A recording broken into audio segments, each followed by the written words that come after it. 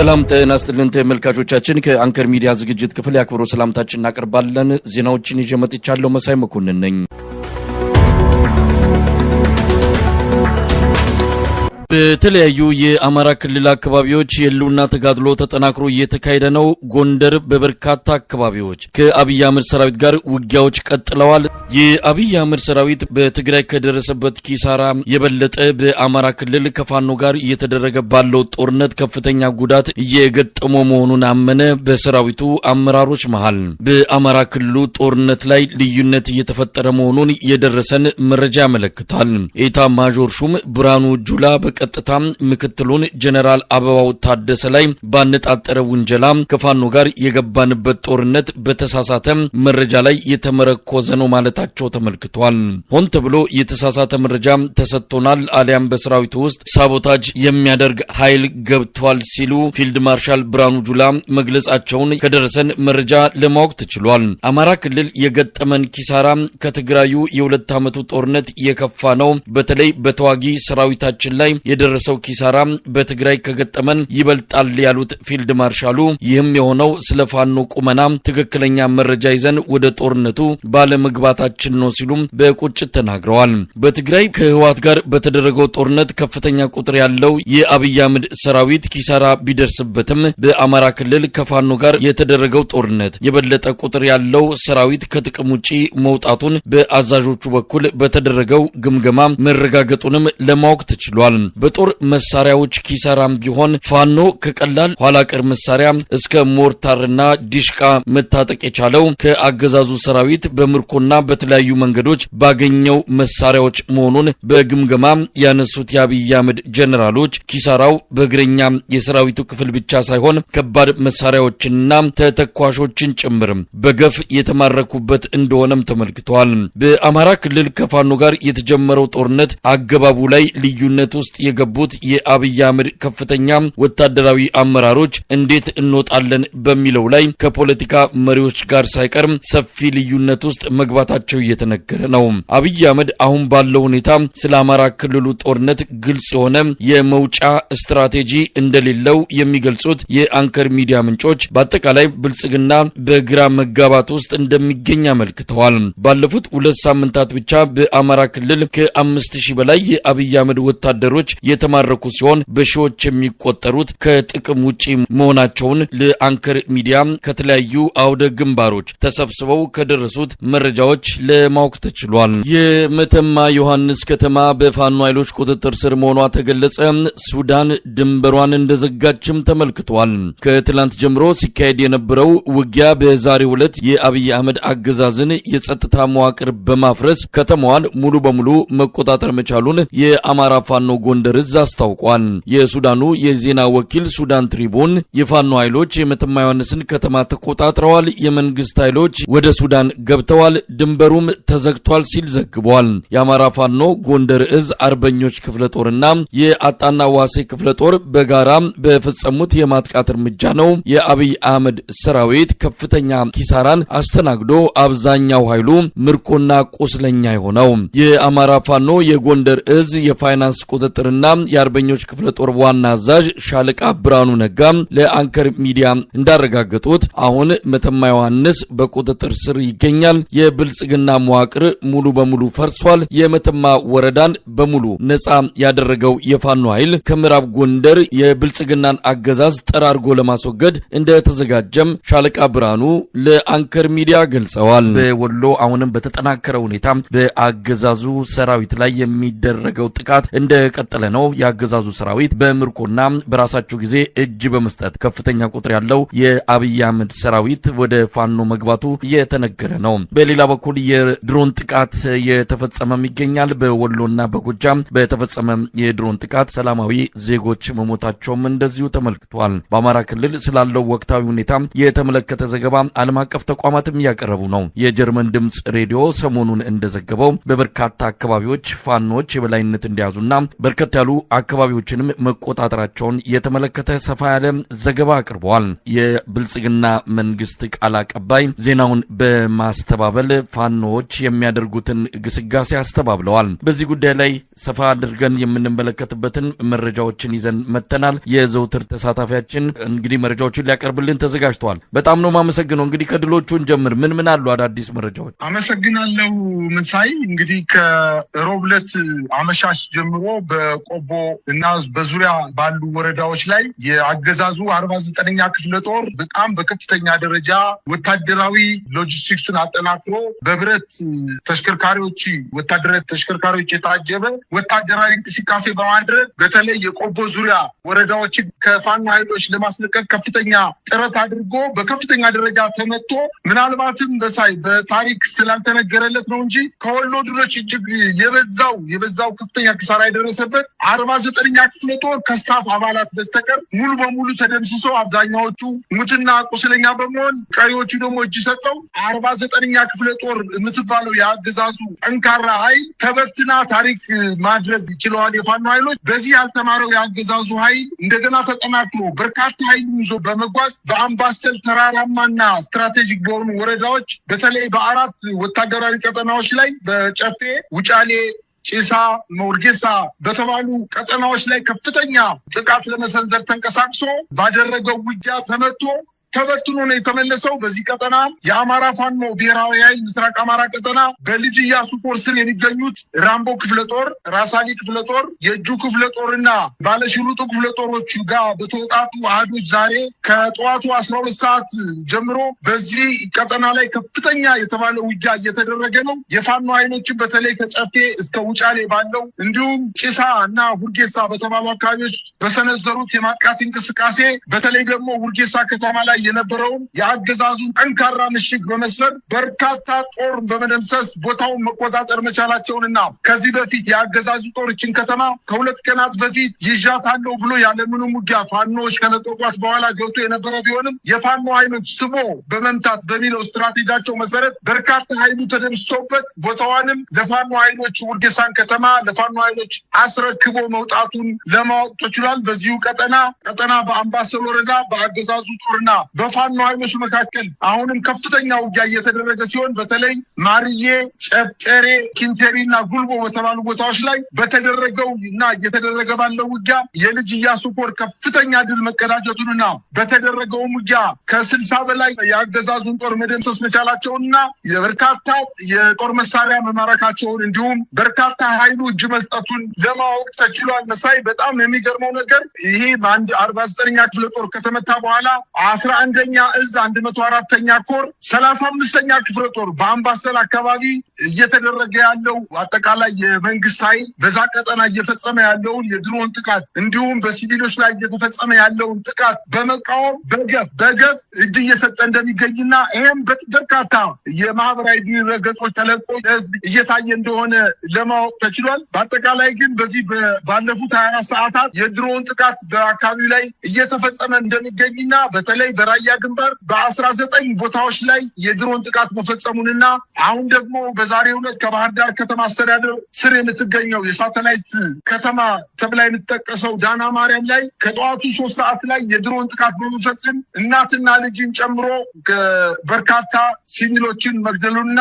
በተደረገው አጠቃላይ በ24 ሰዓት ውስጥ በተደረገው ከ20 በላይ የድሮን ጥቃት በርካታው በሲቪሎች መኖሪያ አካባቢዎች ላይ አርፎ የሲቪሎችን ጉዳት እንዳደረሰና በመሰረተ ልማቶች ላይ፣ በጤና ጣቢያዎች ላይ፣ በሃይማኖት ተቋማት ላይ ድሮን በመጣል በአካባቢው ማህበረሰብ ዘንድ ከፍተኛ ጭንቀት እንደተፈጠረ ነው ማወቅ የተቻለው። በዚህ ቀጠና በተለይ በወሎ ቀጠና የአገዛዙ ጦር 801ኛ ኮር እንዲሁም በአየር ወለድ ኮማንዶዎች የታገዘ የ107ኛ ኮማንዶ ክፍለ ጦር ከኮምቦልቻ ከተማ በመነሳት የሚኒሻ ኃይሎችን በመያዝ አካባቢውን ለመቆጣጠር በከፈቱት ውጊያ በጣም በበርካታ ደረጃ ተመቶ ወደኋላ ማፈግፈጉንና ያቀደው ዕቅድ ሳይሳካለት ገና ከ20 በላይ ወታደሮቹ ሲገደሉበት እየተበተነ ያለ ክፍለ ጦር እንደሆነና በተደረገው ውጊያም ከ30 በላይ ቁስለኞች የፋኖ ኃይሎች በእጃቸው ማስገባታቸውን ውጊያው ሙሉ በሙሉ ባለመጠናቀቁ በጢሳና ውጫሌ ከባድ ውጊያ እየተደረገ እንደሆነ ለማወቅ ተችሏል። ይህ በእንዲህ እንዳለ በሌላ ዜና የጎንደርና የወሎ አዋሳኝ ቀበሌዎች ላይ ከፍተኛ ውጊያ እየተደረገ ሲሆን በዛሬው ዕለት የፋኖ ኃይሎች ጨጨሆን፣ ደብረዘቢጥን፣ ገረገራን፣ ፍላቂትን ጨምሮ በርካታ የአካባቢው የገጠር ቀበሌዎችን መቆጣጠራቸውንና በዚህ የውጊያ አካባቢ የሁለቱ የአማራ ፋኖ አደረጃጀቶች በተለያየ አቅጣጫ በማጥቃት የጨጨሆን ከተማ እና የደብረዘቢጥ ስትራቴጂክ የሆኑ ቦታዎችን መቆጣጠር መቻላቸውንና እነዚህ ከተሞች አሁን በፋኖ ኃይሎች ቁጥጥር ስር መግባታቸውን ተከትሎ የአገዛዙ ጦር ከጨጨሆ፣ ከደብረዘቢጥ፣ ከገረገራና ከፍላቂት ወደ ጋይንት ንፋስ መውጫ እየሸሸ እንደሆነና ከታች ጋይንት የተነሳው የፋኖ ኃይል ደግሞ ወደ ላይ ጋይንት የሚመጣውን የአገዛዙን ጦር እያጠቃ እንደሚገኝና አካባቢው በጣም ከፍተኛ የሆነ ውጊያ እየተደረገበት መሆኑን ለማወቅ ተችሏል። በሌላ አቅጣጫ እንዲሁ በምዕራብ ወሎ እንደዚሁም የአገዛዙ ጦር ከራስ አሪኮር ጋር ከፍተኛ ውጊያ እየተደረገ ሲሆን በተለይ በከለላ ወረዳ ቲርቲራ በተባለ ቦታ ላይ በተደረገው የማጥቃት እንቅስቃሴ ከ10 በላይ የአገዛዙ የኮማንዶ አባላት ሲገደሉ ከ30 በላይ መቁሰላቸውንና ከ35 በላይ የነፍስ ወከፍ ክላሽ መሳሪያዎችን መማረክ መቻላቸውን አስታውቀዋል። በአጠቃላይ በወሎ አካባቢ አሁንም በበርካታ አካባቢዎች ላይ ከፍተኛ ትንቅንቅ እየተደረገ ሲሆን ከ18 እና ከ20 ቀን በፊት የደቡብ ወሎና የሰሜን ወሎ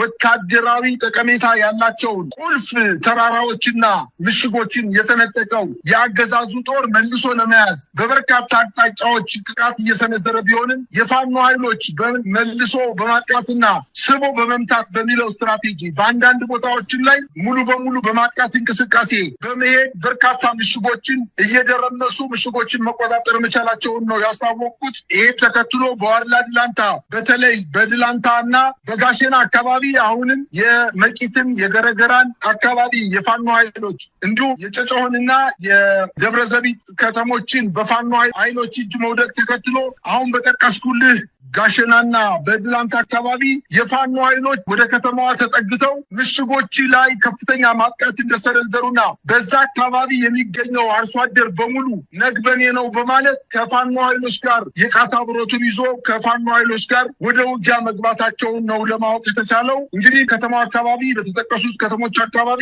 ከፍተኛ ውጥረት ነግሷል። መንገዶች ተዘግተዋል። ከወልዲያ ደብረታቦር የሚወስደው መንገድ በፋኖ ቁጥጥር ስር በመውደቁ የመከላከያ ኃይሉ በተራራ እና በቋጥኝ አካባቢዎች ራሱን መከላከል ላይ እንደሚገኝ ነው ለማወቅ የተቻለው። እንግዲህ በሰፋ ባለመልኩ ነው የሰሞኑን የአውደ ውጊያ ብሎችን በዝርዝር የገለጽክልን። የአብይ አህመድ አገዛዝ ይህን ያህል መጠነ ሰፊ ወታደራዊ እንቅስቃሴዎች በሚደረግበት በሰሜኑ የኢትዮጵያ በተለይ በወሎና ጎንደር በጎጃም ያለውን ሁኔታ በተመለከተ ከማይደብቅበት ደረጃ የደረሰ ይመስላል።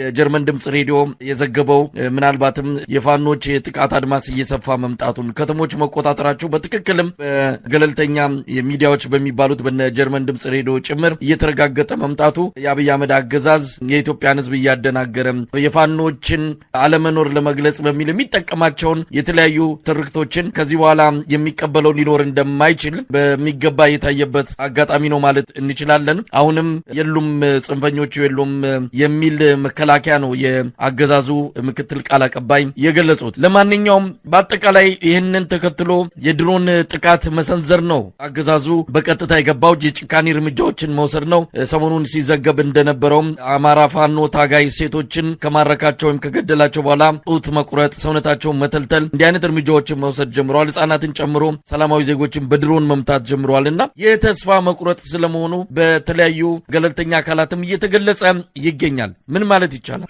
መሳይ፣ ይሄ ነገር ከአንድ ሳምንት በፊት ነው የድሮን አሰሳ ማድረግ የጀመረው። በተለይ በራያ ቀጠና ቆቦ ዙሪያ ግንባር ጮቢበር በተባለ ቦታ ላይ የአገዛዙ ጦር በጣም በከፍተኛ ደረጃ ተመቶ ከተበተነ በኋላ በዚች ከተማ ላይ ብቻ ራሱን ወስኖ ተቀምጦ፣ ነገር ግን የአንዲት እንስት ፋኒት ትዕግስት ወዳጆ የምትባል የኮማንዶ አባል መገደሏን ተከትሎና የአንድ ጡቷ ተቆርጦ በአደባባይ አውራ ጎዳና ላይ መጣሏን ተከትሎ በአካባቢው ማህበረሰብ ዘንድ ከፍተኛ ቁጣ ተቀስቅሷል። እነሱ ያሰቡት መንግስት ያሰበው ምንድነው? የአማራን ህዝብ ድጋፍ የአማራ ፋኖን ድጋፍ እየሰጠ ያለው የአማራ ህዝብ ነው።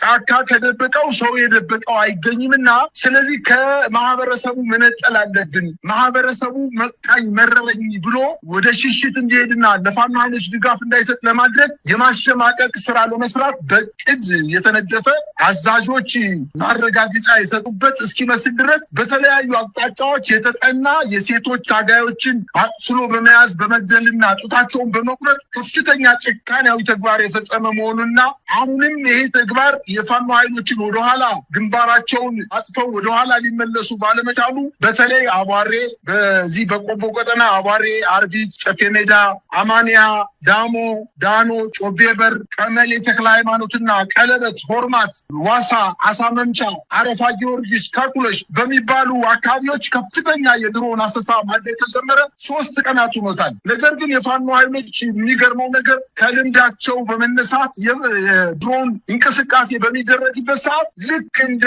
ግዝም ድምፅ እየሰሙ ከራሳቸው የወታደራዊ አቅማቸውን እያዳበሩ ራሳቸውን እየበተኑ የድሮን ጥቃት እንዳይደርስባቸው ማድረግ ልምድ በማካበታቸው የአገዛዙ ጦር መሸነፉን በዋናነት ሊያሳይ የፈለገው በሲቪሉ ነዋሪ ላይ በመሆኑ አሁን በዚህ 24 ሰዓት ውስጥ የተደረጉት ከ20 በላይ የድሮን ጥቃቶች ሲቪሊያንን ነው የተመቱት። የጤና ተቋማት፣ ትምህርት ቤቶች፣ የሃይማኖት ተቋማት እና በገጠር አካባቢዎች ደግሞ የግለሰብ ቤቶችን በመምታት ቤተሰቦቻቸው ውጊያ ስለሚደረግ በቤት ራሳቸውን አቅበው የነበሩ እናትና ልጆችን ጨምሮ በርካታ ንጹሃን ሰዎችን እየገደለ ነው የሚገኘው። ነገር ግን ይሄ ግድያው የአማራ ህዝብን ለፋኖ ከሚያደርገው ድጋፍ ወደኋላ የሚመልሰው አይደለም። እንዲያውም በጋሸናና አሁን በጠቀስኩልህ ከተሞች አካባቢ የፋኖ ኃይሎች ራሳቸውን ችለው እየተዋጉ ባለበት ሰዓት የከተማው አባት አርበኛ፣ የከተማው ወጣት፣ የከተሞች በሙሉ ጎልማሳው ሳይቀር የቃታ ብረቱን እያያዘ ከፋኖ ኃይሎች ጋር እየተቀላቀለ እንደሚገኝ ነው መረጃዎች የደረሱኝ። ይህን ተከትሎ መሳይ በዋግምራ አካባቢም በትናንትናው ዕለት ጋዝጊብላ በሚባል ወረዳ ላይ የፋኖ ኃይሎች በሰነዘሩት የማጥቃት እንቅስቃሴ አስ የምትባል እጅግ በጣም ጠንካራ ወታደራዊ ምሽግ የነበረችውን ከተማና ሐሙሲት የምትባለውን የሰቆጣ አካባቢ የምትገኝ እጅግ በጣም ከፍተኛ ጠቀሜታ ያላትና ከትግራይ ከጎንደር እንዲሁም ከወሎ ጋር ታዋስናለች ተብሎ የምትገመተውን ሐሙሲት ከተማን የፋኖ ኃይሎች ተቆጣጥረዋል። በዚህ ውጊያ የአገዛዙ ጦር የከተማዋን የአካባቢውን ሚኒሻ፣ አድማ ብተና እና ሌሎችም ፖሊስ ኃይሎችን አሰባስቦ ውጊያ የከፈተ ቢሆንም የፋኖ ኃይሎች በጥቂት ቁጥር ይህን በመበተናቸው እገዛ ይደረግልኝ በማለት እንግዲህ ከህወሓት ኃይሎች የተገነጠሉ ከዛ አካባቢ ራሳቸውን በጫካ ደብቀው የነበሩ ኃይሎችን ከመከላከያና ከአድማ ብተና ጋር ራሳቸውን ቀላቅለው ከፍተኛ ውጊያ ቢደረግም የፋኖ ኃይሎች ይህንን ኃይል ድምር ኃይል መጥቶ ከአካባቢው በማባረር ከፍተኛ ድል ማግኘታቸውን አስታውቀዋል። አጠቃላይ በተለይ በጌታቸው ረዳና በጀነራል ጻድቃን ገብረተንሳይ የሚመራው በአፋር አካባቢና በሰቆጣ አካባቢ ራሱን ነፃ መሬት በማለት እና የትግራይ ነፃ ኃይል የሰላም ኃይል በማለት ራሱን እያደራጀ የሚገኘውና የፌዴራል መንግስቱ ድጋፍ የሚሰጠው ኃይል ከፌዴራል የመከላከያ ሰራዊት